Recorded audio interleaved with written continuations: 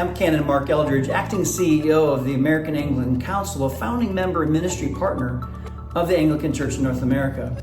It's been a great year for the American Anglican Council, but a challenging year, a year of transition for us, in that our longtime president and CEO, Canon Phil Ashey, became Bishop Phil Ashey as the Bishop of the Diocese of Western Anglicans. And so as we anticipated what his possible election, then his election, and now his consecration, we were going through a transition of leadership. And what does that mean? What does that mean for the organization? How we serve the church, both at home and abroad. And so the good news is, the great news is that God, he knew a long time ago that Canon Phil would become Bishop Phil, even though we didn't know. And so over 2 years ago, we started thinking about, as an organization, just wanting to be a healthy organization, thinking about succession planning. What would it look like if and when Phil retired, or whatever that was? What would a season be for the AAC post Canon Phil being the president and CEO? And so we went through a process of vision planning, strategic planning, thinking about where is God leading us. And the good news is the timing of that strategic plan lined up perfectly with his election and consecration. And so now we are poised and ready to live into this new season following his many great years of leadership for the AAC. To that end, as we went through that strategic planning process, it really affirmed our longtime mission and vision, but with a fresh focus on three primary areas of service that we believe God's calling us to serve the Anglican Church and the broader Anglican communion in these three crucial areas. And so just to recap, our mission, our long-standing mission, is to build up and defend Great Commission Anglicanism. And so we're all about building up and defending the church.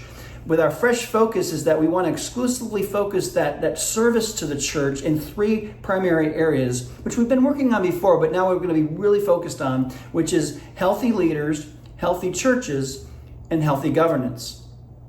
And when we're talking about healthy leaders, what we mean by that is a ministry we call Anglican Leadership Ministries, led by the Reverend Brian Poppy, the director of that ministry. And so we're really focused on providing leadership development for every level of leadership in the church, provincial, diocesan, and local church level, including lay people. But we want to focus on leadership development, both in heart and hands, character and competency. And so we've got a variety of resources in that area that are already existing and good, and more to come. When we talk about healthy churches, we are focused on a ministry called the Anglican Revitalization Ministries, which is the ministry I'm the director of and run, which is focused primarily on existing local churches, helping existing churches strengthen and develop and thrive in these challenging times. We've got three primary areas of ministry within ARM, Anglican Revitalization Ministries: renew, revive, and reframe. We believe there's no revitalization in a church without renewal. And so we've got a whole ministry of Holy Spirit renewal, led now by the Reverend Clancy Nixon, to help a church rediscover passion for Jesus and power in the Holy Spirit to then do the work of fulfilling the Great Commission through their local church. Revive is a specific program for churches that are identified, no, we're in plateau, we're in maintenance or decline, and we want to turn things around. And so Revive's a specific program to help churches turn around and get back to a place of growth and healthy growth again. And Reframe is a whole host of different coaching and consulting that we can do to help a local church navigate all numbers of leadership challenges you may find yourself in.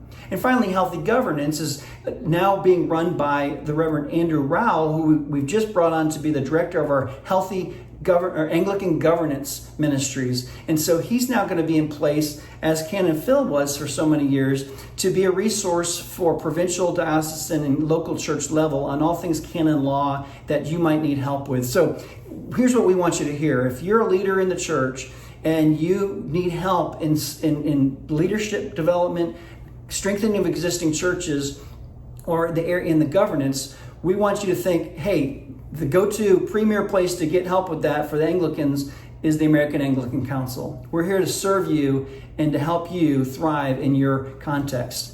If you want more information on the American Anglican Council, what we're doing as we move forward, please go to www.americananglican.org. That's www.americananglican.org. Read about all that's going on, and just know that we're here to serve you, to help our churches at every level thrive in these challenging times. God bless.